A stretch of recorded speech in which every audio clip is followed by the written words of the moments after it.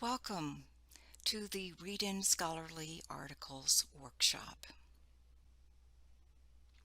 Learning outcomes for this workshop are that you will be able to break down the elements of a scholarly article and that you will be able to recognize the types of scholarly articles. Most importantly, I believe, is that you will be able to efficiently assess the usefulness of an article for your assignments for your own research. These articles are complex and often quite long, so being able to timely assess whether an article is worth your time, is useful to you, is essential. Finding the bits and pieces as you look at your scholarly article for the first time will give you clues to whether an article is scholarly, but also whether it is useful or relevant. Look at the article title. It's often quite long, but very descriptive. The authors are shown front and center, as well as their qualifications. Why are they the authorities on this particular topic? So you'll see their qualifications. And the abstract, which is the summary of the article, will be very helpful as well. So look at these pieces and make a decision whether to continue to examine this article.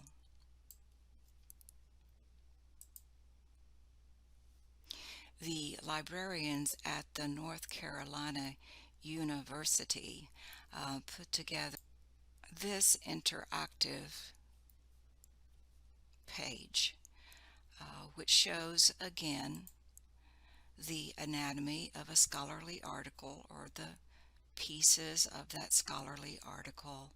And as you hover over the title, you will see that it identifies that this is the title, again long and descriptive.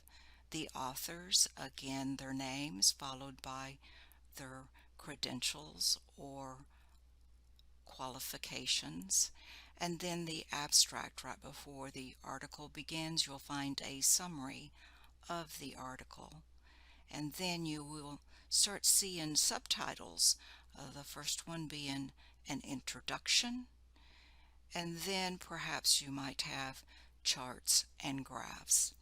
Indeed, these are the only types of images you'll find in a scholarly article. The article text follows, which will have data and results and a description of the research. Conclusions is at the end of the article. It might be titled discussion, but the conclusions will be an area where you want to examine and ask the question of whether the article is relevant. And by the way, if you click on these highlighted areas, you'll find an explanation of that particular area displayed. And then the very last component is the references. This is an APA paper, so you'll have references listing all of the citations for the articles that have been used by these authors to support and give evidence to what is being stated in this article. It is also a good area for you to find additional articles. If this is a related article, if this is useful, then you might find additional articles contained within the references, and the librarians would be more than willing to track down those articles for you. Now, if this was an MLA paper, what would this list of citations be called? That's right, works cited. And if it were a Chicago paper, this would be called the bibliography. Okay. So what we've been doing is evaluating the relevance and asking as we look at the components, is this article useful? And we're recommending that you closely skim or read the article abstract, and then rapidly scroll through. Notice the article subtitles, but don't stop to read those subtitles. And then skim to the last paragraphs, which may be called discussion or conclusion or both, and read these more closely. Again, asking yourself, is this useful information? Is it relevant to my topic? And if it is, we encourage that you download the article and place it in your OneDrive, or have some convention, some standard that you use for saving your articles as you find them, so that you do not need to look for them again. Making sense of what we read or what has been written is important at this time. The abstracts are summaries of the article content.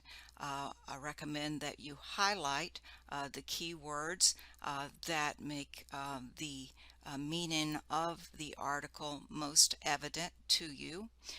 Again, looking at that very descriptive article title up here, and making sense of it. The abstract, because of the highlights, you can look at it and know that it's a study success article, where that they are looking at study processes of the students in the research. The students are in 6 study success groups, and on the basis of their earned study credits and grade point average, they are divided. And then the results showed that the learning and study success in the first study year actually predicted graduation time and the completion of the degree. And it's seen that it is good to promote first-year students' awareness of their study practices, that this supports the progress of their studies. So I have a question for you on the next slide. And the question, would you use this article if your research question was, does financial aid have a larger impact on re-enrollment for first-generation college students?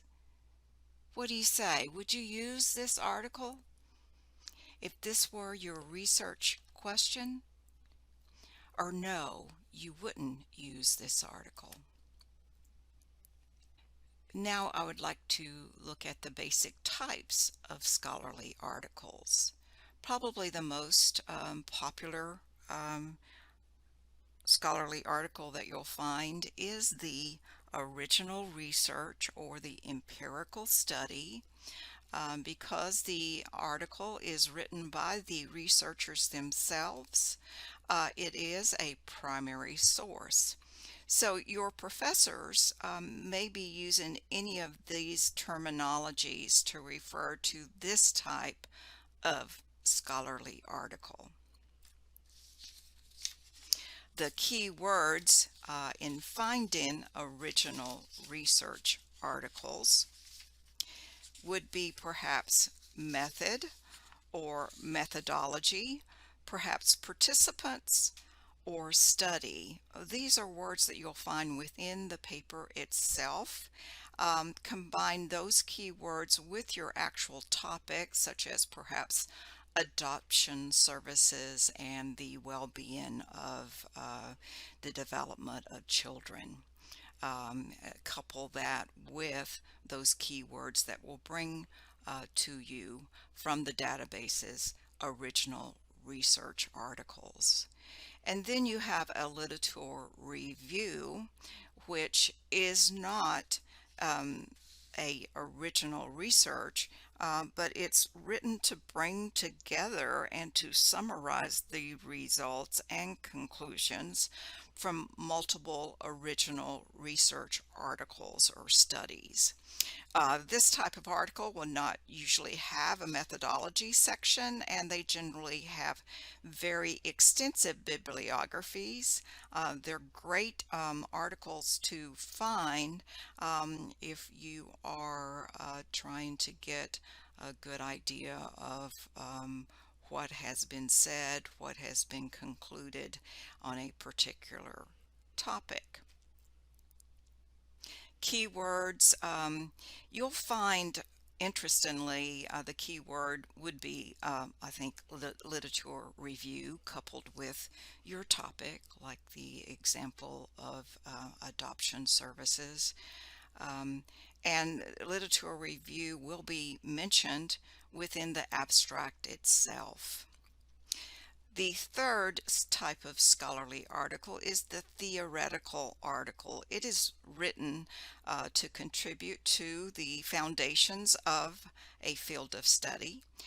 In this type of article, an author will draw upon existing research to form a new theory or explore theories in new ways. Keywords might include concepts, theory, of course, framework, or perhaps foundations. Now, within journal publications, you will also find book reviews and editorials. These are not considered a type of scholarly article. So the components, what we've talked about, of course, is the first of all that descriptive article title, the author names, and the given of the credentials to present to you the authority or the expertise that you'll find in the article, the abstract, which summarizes the article, and then you begin the subtitles, the introduction, the subtitle methodology, the subtitle data, and results. And this will vary somewhat, exactly the titling of the subtitle. Initially, you want to closely look at are the abstract summary, the introduction, and then skip all of this and go down to the conclusions and discussion, and look for in these areas a usefulness or a relevance. And if you are reading an article that is written in APA style, you'll have references. If it's MLA, excuse me, you'll have works cited. If it's Chicago, you'll have bibliography. But this is the section that lists all of the citations being used in the article, and it is a good spot to harvest additional resources. You'll notice that some of the components are outlined in black. That is to say that you're going to find those sections in your original research articles, but you're not going to find them in the literature review or the theoretical articles. So, are you ready to test your knowledge? I believe you'll do a great job by going to the tutorial. You'll receive a certificate of completion if you score 70% or higher. So, you will go to this page and begin right here, and you'll probably go through it very quickly. So thank you for attending this workshop, and good luck.